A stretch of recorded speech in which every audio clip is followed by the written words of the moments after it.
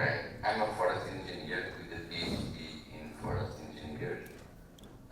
My experience is grounded on 30 years of experience in national and international contexts, both in public and private sector. I work from forest fire operator to researcher to administration and in the topics of oil and fire risk management and governance.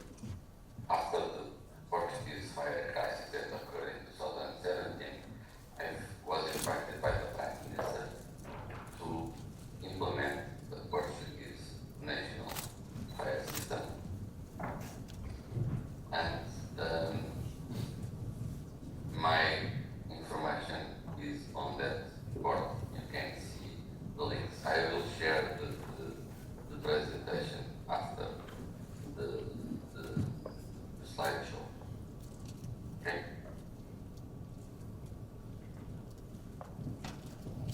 Well, we had this crisis in 2017. More than 120 people lost their lives. More than 500,000 hectares went burned. It's about 60% of the country. It was a big commotion, as you might imagine.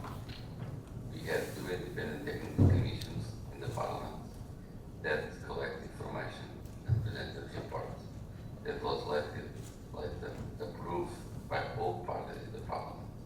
So the Prime Minister had a chance to say, okay, this is to implement the report in the full status. Of course, that we had previous fire events, 1991, 1995, 1991, 1995, 2003, 2005, 2013, and they all show that suppression solution on increasing suppression will not be sufficient. So this in 2017 Portuguese society, the politicians, they were fully engaged in investing also in prevention. Okay.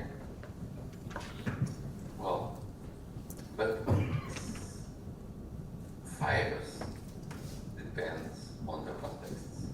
Fire per se does not exist in nature. It requires combustible, vegetation, ignition, hot, and oxygen. So it needs to all fit together between demographic, environmental, cultural dimension, and all these economical and social dimensions. It is also important to note that in Portugal, 97% of the land is private. It's also important that it's a long process. After the last century, we had had a big afforestation program in place, and that made also possible this rural exodus, which later on changed things. But it is important to note that the process of forest transition also occurred in Korea after the 50s, and you have a country that has now a lot of trees and a lot of fuel, and you need to live with a different type of fire regime. In Portugal, it's a small country on the west coast of Europe, but 60.5 million hectares can sustain fire. It's 97% of the forest is privately owned. It's a Mediterranean climate and with a high primary productivity. About 15 days of the summer are 5 fire days. But another issue is that 12% of wild and urban interface represents roughly 1.5 million hectares, and this poses a different threat. People can lose their lives due to fire beyond losing the forests. And that is a thing that happens also in Europe, that is going to be more exposed with fires in the future. So civil protection systems will be more exposed to deal with the fire threatening people and also the same fire destroying the woodlands. What were the 2017 main points? Lack of prevention due to agriculture abandonment, ineffective soil management, reduced management of forest lands, poor surveillance, inability of whole year, resources adjustment, problems with suppression, out-of-date communication, population was unaware of the best practices in case of a wildfire, problems on doing mop-up because the fire brigades are highly dependable on water pumps and the presence of water, problems on post-fire vigilance, so we had a lot of rekindles, and the qualification, knowledge, governance, those problems receive a full consensus in the Portuguese society. But with the Prime Minister, Minister of Economy, Minister of Defense, Minister of Agriculture, David Photo, we gather the scientific community that traveled from abroad, Australia, South Africa, Chile, Brazil, Spain, Canada, United States, and they explained to the politicians the problem we were. It's very important, this benchmark, face to face. Other nations explaining their problem and how they solve it, or they are trying to solve it, to the politicians as they have the power to solve. And of course, they give us capabilities to implement the system. We were allowed to bring experts from abroad that they train the National Guards by the Chilean forest firefighters. South Africans explain the way they protect programs on engaged communities. Those were the two examples. But it takes a lot of time. Sorry for this slide being written in Portuguese, but it only shows that there is the idea, then the change of legislation, then the change of resources, budget, and also the planning and the programming. So we have this crisis 2017, and the National Fire Strategy or the National Fire Plan was only implemented, starting to be implemented, fully approved in 2020. But meanwhile, we made a lot of changes also.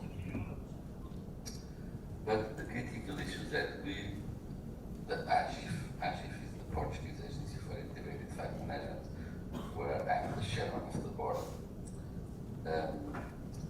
was empowered to do the strategic coordination, the monetization of the results and program management, because different ministries, different entities, and we were dependent on the top man of the government. We were a super ministerial entity, so we could speak with all ministers anytime and to promote the program management control. And this is really important because it's high-level political endorsements and it's paramount for the success of this cross-sectoral governance. I'm not dealing only with suppression. I'm not dealing only with prevention. I'm not dealing only with fiscal, with criminal, whatever. I'm dealing with different approaches. And what we need is to see the problem in an all-of-government approach. And because this problem brings wild-urban interface and forest management that are two objectives that are occurring and are threatened at the same time, and they need to deal with different tools. For protecting a house, I need fire brigades with structural training. For defending a forest, I need firefighters with hand tools, bulldozers, with a strategy using incident command system, for example, with a long period of activity, and so forth.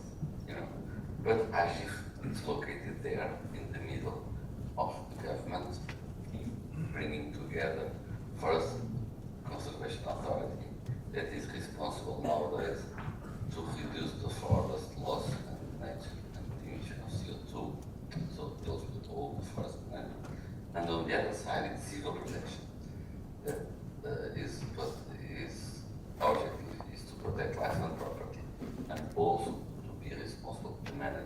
suppression system, but with information of the forest entity, and also information and knowledge. All the other entities and different ministries support the system. We have a national board, a regional board, sub-regional board. But we need to make a quick fix in 2017 because the fire season, the 2018 fire season, was there to be happening. So we need to reduce emissions, we need to protect people and ensure evacuations, to reinforce the suppression of resources, to manage rural roads, infrastructures around the local villages that were more caused by fire, and also by knowledge, and communicate and engage with the population all the time. At the same time, we were putting the cohesive national fire plan in place, aggregating all entities, calling them together, focus on the leadership, having a vision for the country. In 2030, it's Portuguese protected for severe fire events. And of course, this needs to have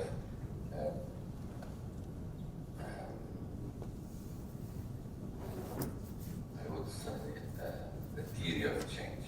Instead of just putting money in suppression of fires, with fire brigades, with helicopters, with all the technology, we need to put money in developing rural areas. If you value rural areas, you are more dedicated to the forest management because you have more. If you do that, you reduce you change the behaviors of the citizens. If you change the behavior of the citizens, you will have fewer fires. If you have fewer fires, you have more resources per fire. Later on, reduce the probability of escape of large fires. And this go on and on. But you can see everything is written in English in this site. And you can see the outcomes. The national plans unfold in 5 regional plans. These 5 regional plans unfolds in 23 sub-regional plans, and then municipalities implement the plan. It's flexible, adaptive, policy-centric governance, and an ex-sectoral engagement. Of course, these plans has a lot of goals and objectives. You have 4 objectives: valuing rural spaces, managing the lands, modifying the behaviors, and manage the risk efficiently. So this again is in Portuguese, so I don't have an English version. But all these objectives have goals, and those goals are being tracked and with critical KPIs. We are a coordinating entity, and all the processes are detailed in grants. But going back to the concrete activities, I do recommend to you, if you are able to have this book translated to Korean or read it in English, it's the POC, Stephen G. Park. And he says that fire synthesized context, which means in a hotter and drier flammable landscape, you need to deal with people. You need to deal with the landscape. You need to adapt and prepare institutions, and also to I'm sure what they have done. Okay? We engage people. How? And we reduced the number of fires by half since 2017 with the national awareness campaign, kids sensibilization.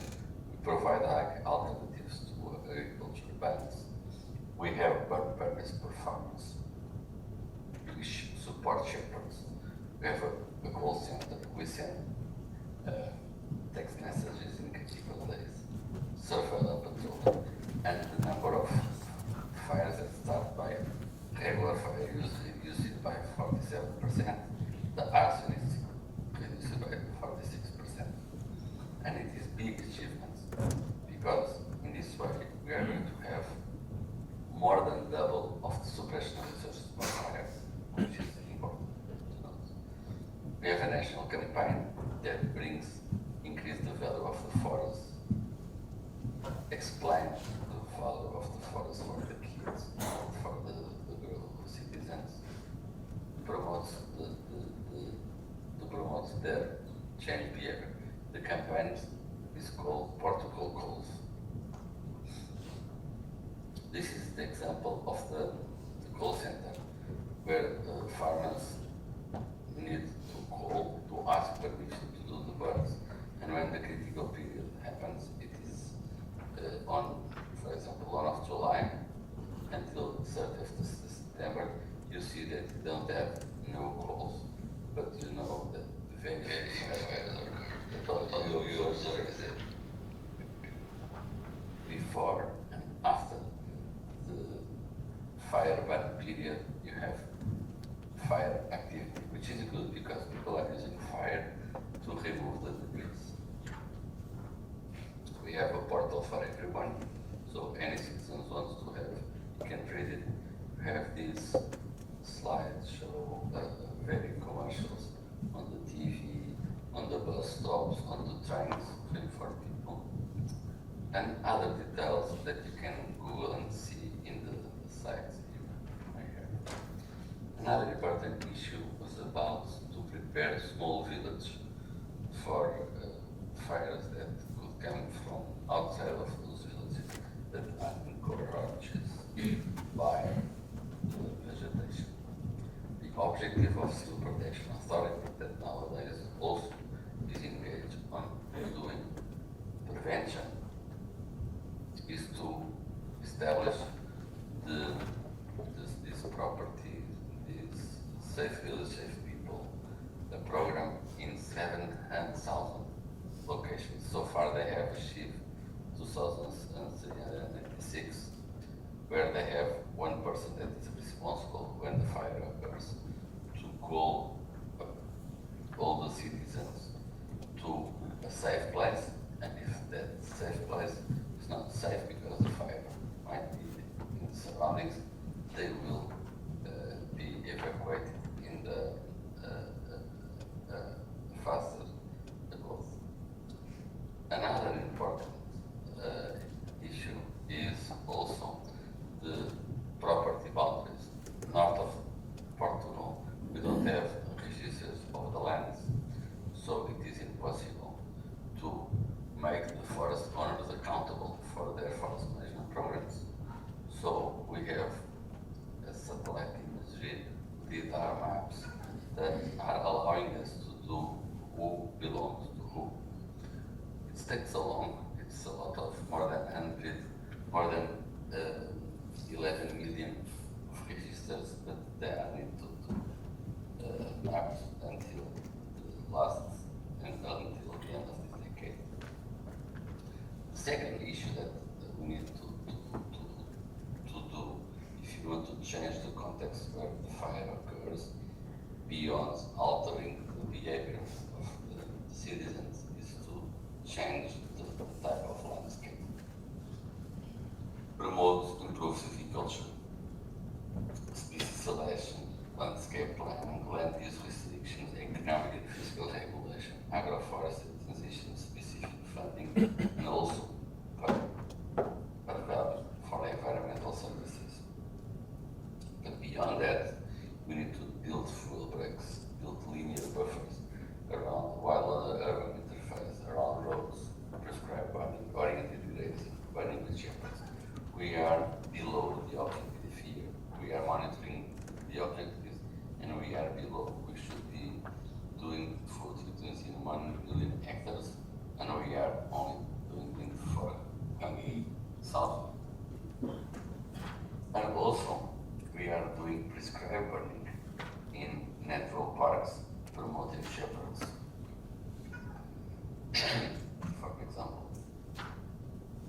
And we have a lot of machinery out there doing fuel stripes, treating the land, otherwise it will burn. But what we are really hoping is that this machinery and this care of woodlands brings more people, more economic activity, and also they will be more engaged in forestry, not only agriculture, but on forestry. The third aspect that we need to change is to alter the institutional structure, moving from a silo to a whole of a government. Of course, we have created an integrated growth management system with legislation that will have the 6-phase planning, preparedness, prevention, pre-suppression, suppression, and post-fire. We consolidated AGIF as a strategic coordinating authority and also strengthened regional capabilities and sub-regional levels on planning and budgeting. These are the strategic goals that I explained to you. You can read everything in that slide. And we report to the government and to the parliament every year the evolution of the KPIs. This is the money that we are spending. These are the projects that we are tracking under each objective. And these are the results. Okay? This year, and in the last 2 years, the burnt area is increasing, also due of problems with having fewer fires but bigger ones. Some are started by rekindles, and some are not fought effectively, and others occurs because the land has not been treated, so the fuel is there and it burns. But we are spending more money since 2017, 12 times more money in prevention, and we are spending nowadays 638 million euros. Okay? But as we are arriving to the midterm assessment of, we are doing this midterm assessment with the OECD. So what we are aiming at doing that is to try to understand why is the system underperforming. Of course, we have some clues. It is important that all team understand what is happening and what are the incentives need to be in place. But so far, we have reduced the number of fatalities and the number of fires, but the burnt area is speaking above the objectives. What are the challenges ahead for Portugal? Some are strategical, some are political, some goes with managerial. But what we need to do is to keep the focus, keep the steering, keep direction, and then promote the institutional trust and political culture that are critical, but also have cohesive strategies. But in a nutshell, another thing that is helping a lot, and I would like to have Korean flag here to develop an MOU with Portugal in order to promote international cooperation, of course. But one thing that has been happening in Europe is Portugal and Spain are not alone in this integrated fire management approach. Other countries are coming because international activities and international reports are suggesting that we need to move towards an integrated fire management governance system.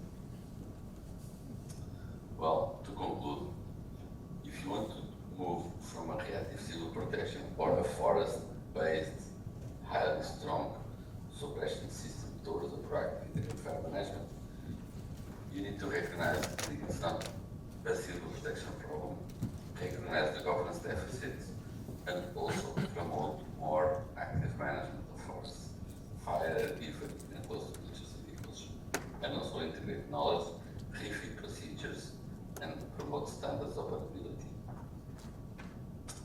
But one thing I'm fully positive, you need to have political commitment to do an integrated fire management because it takes time, it brings a lot of change in the system. But you need also to ensure that Minister of Agriculture, Minister of Environment, and Minister of Energy, they are speaking the same language. We need we believe that the European Union should have a fire management system. We also want to build up an agreement on fire interactions because it will help us put our system in place. And of course, this is a good takeaway. If we don't, no country is able to have all the knowledge and all the resources to tackle wildfires. So we need to cooperate with our neighbors or with our friends, for example, the Koreans, because our fire seasons are in the opposite. We are starting our fire season. We are in our off the season. So we can share the resources, human knowledge, technology, suppression of resources, and also experience, because no country is able to solve this by itself. And if you reduce suppression costs, you can invest more in prevention. Well, to conclude, I would like to exhibit this graph. This is the amount of energy that is being released by a fire that can be stopped. Okay, in a day with a very high danger fire day, but not extreme days. In those extreme days, if you don't have the fuel below 8 tons of biomass per hectare, you probably will not, you can't fight that fire on the head. You need to wait for the right moment to close it, to extinguish that fire. So, if you want to protect your forests, you need to burn them during the winter time using prescribed burning, or improve your silviculture methods, or change the density. But you can also have these two types of animals, plus deers and cows, in order to reduce the fuel, the fine and sugar fuels. So stay focused and use your best fire friends forever. Thank you.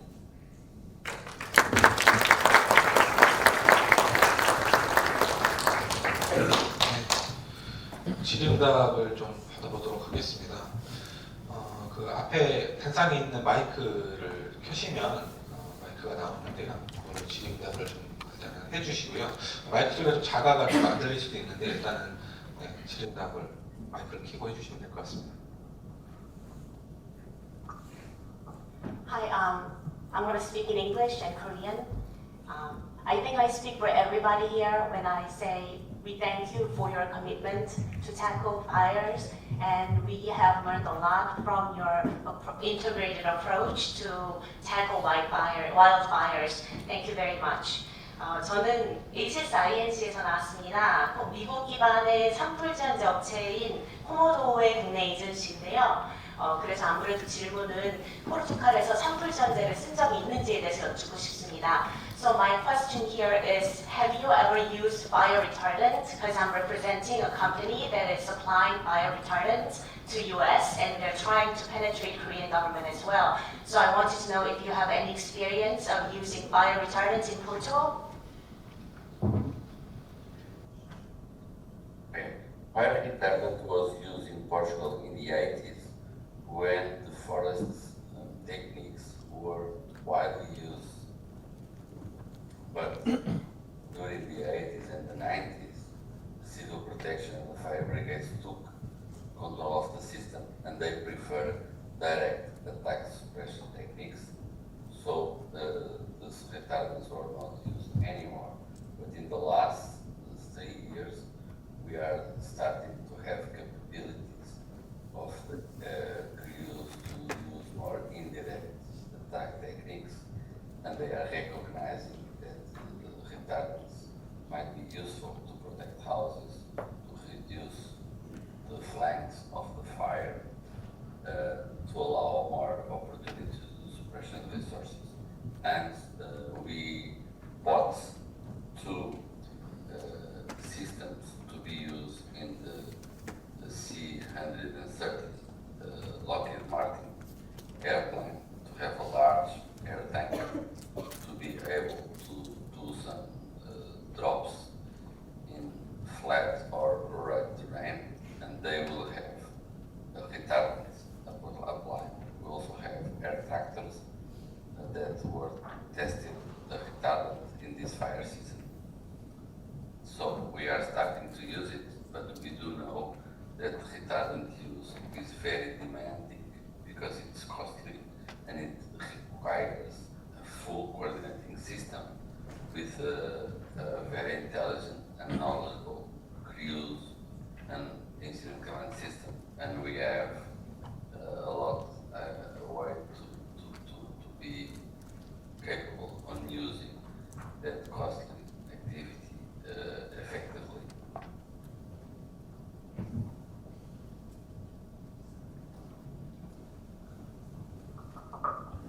답이 되셨나요?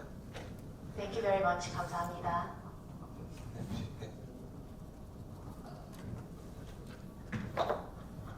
네, 안녕하십니까. 이번에 우리나라 3월달에 산불에서는 이 통신체계가 작동이 안 돼가지고 지휘체계가 먹통이 됐다고 할 정도로 굉장히 안타까웠는데, 혹시 포루투칼에서도 위성이나 또 어떤 지휘 항공기 등 이러한 거를 이용해가지고 통신체계를 갖다가 실시간으로 어떻게 유지가 되고 있는지, 또 원활하게 잘 유지가 되는지 설명을 부탁드리겠습니다.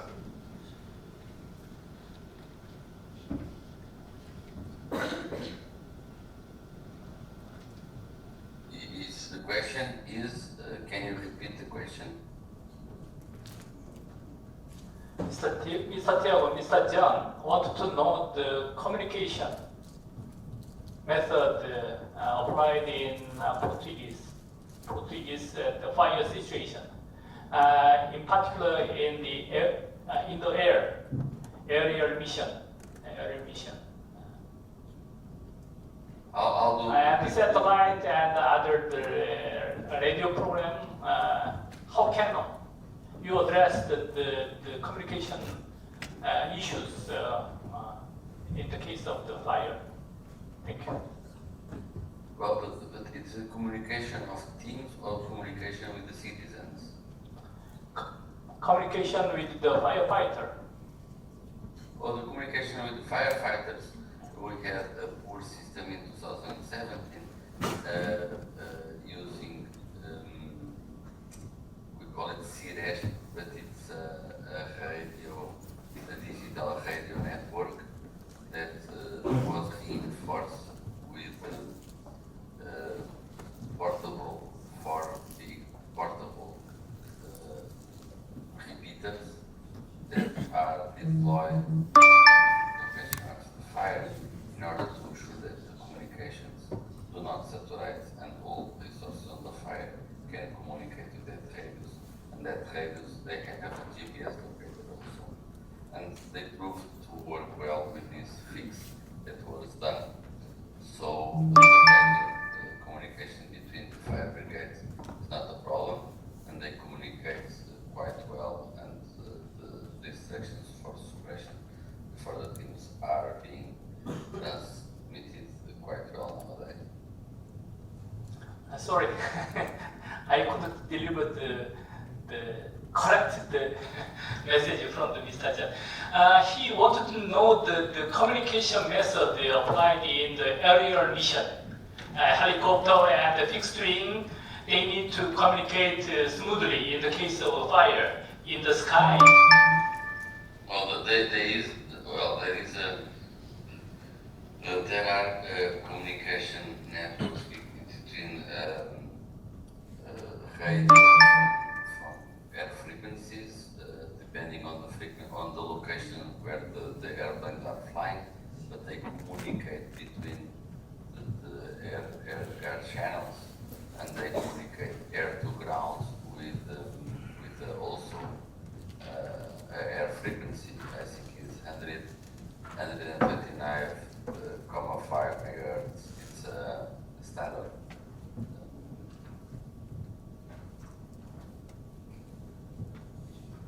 Is that correct? 네, 혹시 또 질문?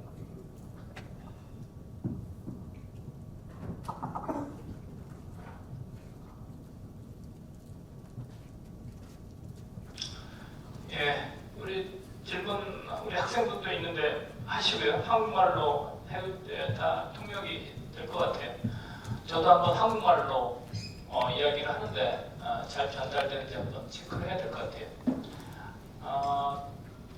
프레젠테이션 한 내용 중에서 제 흥미를 끄는 거는 prescribed burning, 또 사전 입파거든요. 사실은 한국에서는 사전 입파, prescribed burning을 하진 않습니다.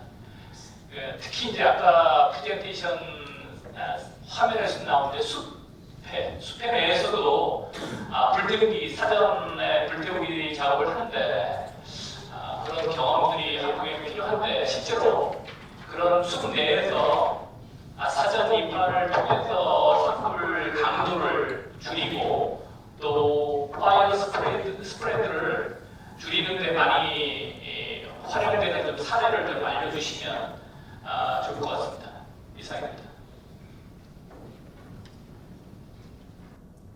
So you want to speak about the prescribed burning? Yes. Yes. Okay. Prescribed burning is a very effective technique for reducing the pine needles, to reduce the fine fuels and also the shrub fuels in the open grasslands or in the shorelands. But you need to have critical meteorological windows. It cannot be very dry, it can be wet. So, and you need to deploy and develop proper techniques. And it's very good for the firefighting crews to use prescribed burning during the winter time, because they will train, they will learn with fire, they will build up their leadership, they will test the radio, they will test the engines, and they will build up team spirit. We are burning 5 to 8,000 hectares a year. We want to double, and the Ministry of Agriculture give that instructions to the Forest Service, and we aim to burn at least 20,000 hectares a year, which will be very demanding because the meteorological window to do it during the winter time is roughly about a month, not as consecutive days, but several intermediate days. We are also trying to put in the suppression culture that there are fires that are not behaving so severe that we will need to let them burn during the shrubs if they are doing good for the nature, good for the biodiversity.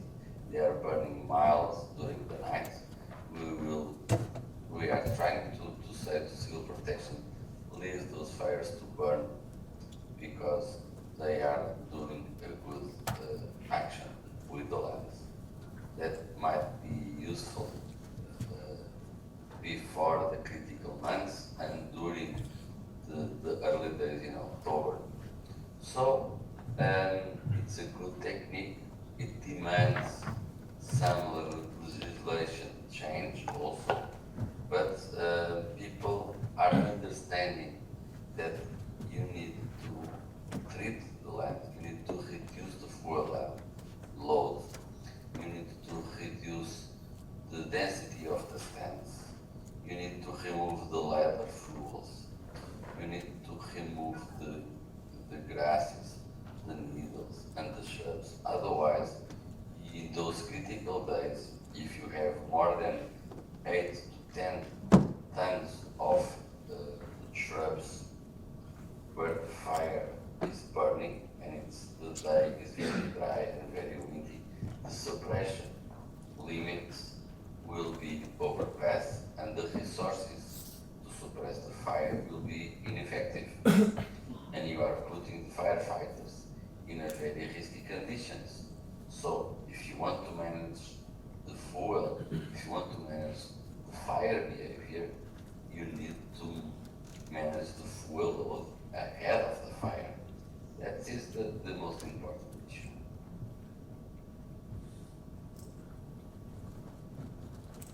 Thank you for the good advice. 의장님 한 번만 질문 더 할까요?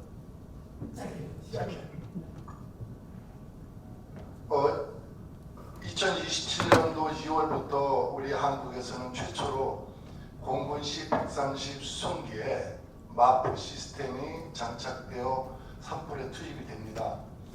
우리 전문가께서 보시기에 우리 한국에서 마프 시스템이 운영이 되면은 어떠한 기대가 되는지 그거에 대해서 설명 좀 부탁합니다.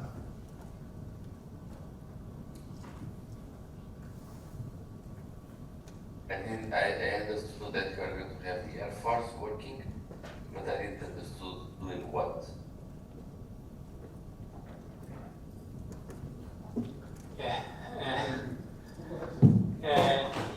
He wants to have your opinion about Korea's plan to introduce the fixed wing called the C-130 with the big size of the water tank inside.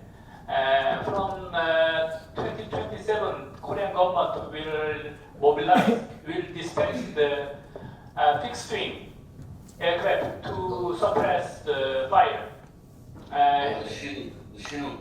No, not Chinook. Chinook is rotary, but the C-130 is a fixed wing airplane. Oh, with the turbines. With the water tank inside the airplane. Okay. About the airplanes and about the helicopters, my understanding. Well, I went to Korea in 2015, and in the Congress, International Oil and Fire Congress, that we organized one in Portugal. You organized the 6th, we organized the 8th. And I traveled for 1 or 2 days in those study tours of the Congress. And what I saw in your terrain is a steep, high mountains, very forested lands with a lot of shrubs, with very dense forests. I don't know how is going to be the future about climate change. I didn't study Korea, but I remember that if you have very hot days, as we have 40 degrees, 41 degrees, with moisture below 20%, then we have this wave, heat waves that took us 20 days with nights without any moisture, with windy conditions. The air resources, they are useless. They can be used in initial time, when the fire have 30 minutes. Otherwise, in steep terrain, in very dense forests, very flammable landscape, you are doomed to fail if you are only betting in suppression. The fire will be a way of extinguishing power. You cannot extinguish that fire. The only way is that you need to manage the resources wisely. You need to do preventive actions. The air resources will be useful to deploy personnel for critical locations where the vegetation was treated during the winter time, and if the fire is not spotting, you might be able to, with the dozers, with the crews on the ground, with backfiring techniques, we might be capable on stopping that fire. The climate changes a lot. It's more drier, more hotter, and the capability to suppress the fire with the water, it's very limited.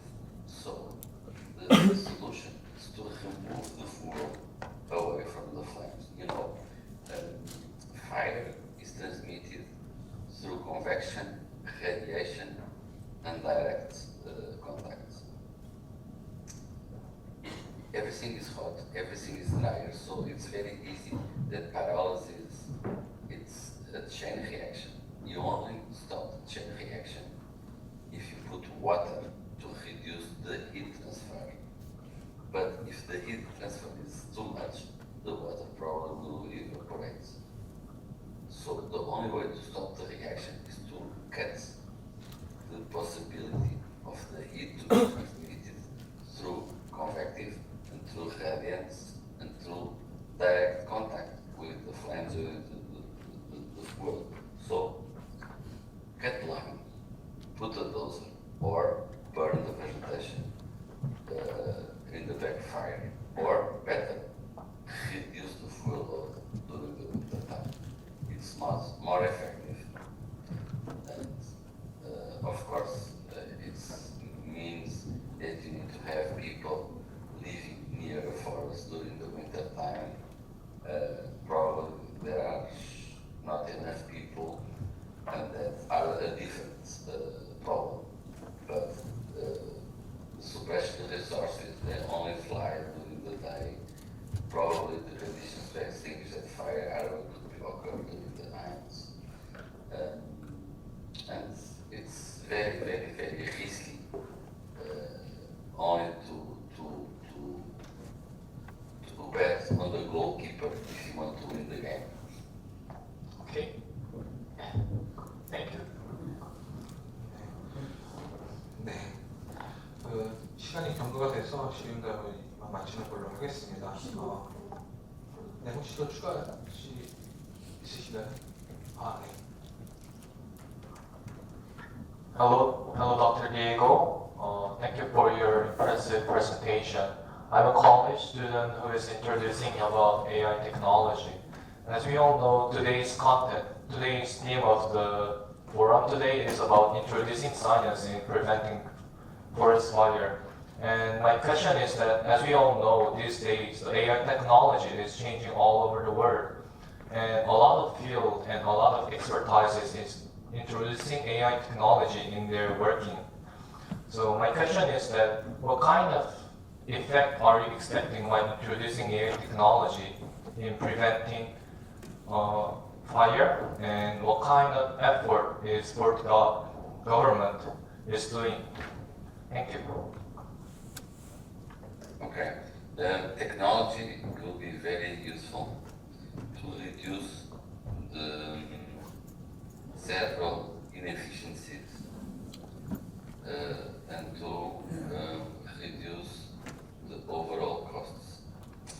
For example, in prevention, you can, with technology, use fire modeling in order to have decision supporting systems to help you to select what might be the most effective place where you can make a fire rate, where you can do a prescribed burning in order to maximize the costs of investing in that forest.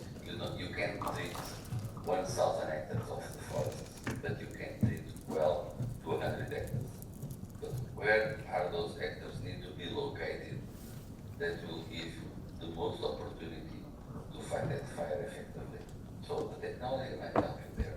The technology will also help you for sure in mapping, knowing the vegetation, knowing the fuel loads, knowing if the perimeter of a village has been, the fuel were reduced, or also helping you to have a better maps, more accurate maps that later on inform the incumbent system, and later on will give you a good capability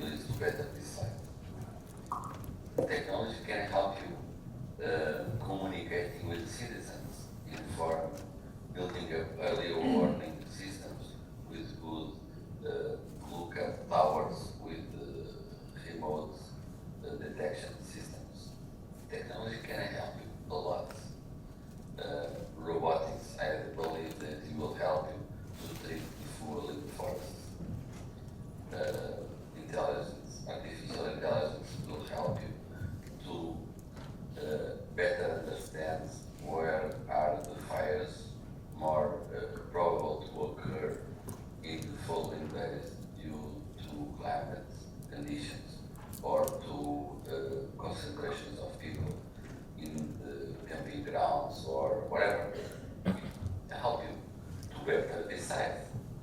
But it will not decide with you. At the end of the day, you are the one that needs to decide where you're going to put your money. Are you going to invest all in suppression, or are you going to balance your budgets?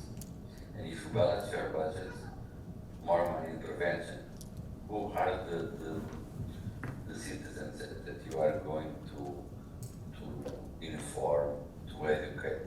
Those that live in the urban areas and travel to the rural areas in the critical days, or those that are living in the rural areas and stay in the rural areas in the critical days. So technology will help you for sure. Technology will help you to do more effective airdrops with forward-looking infrared systems that integrate the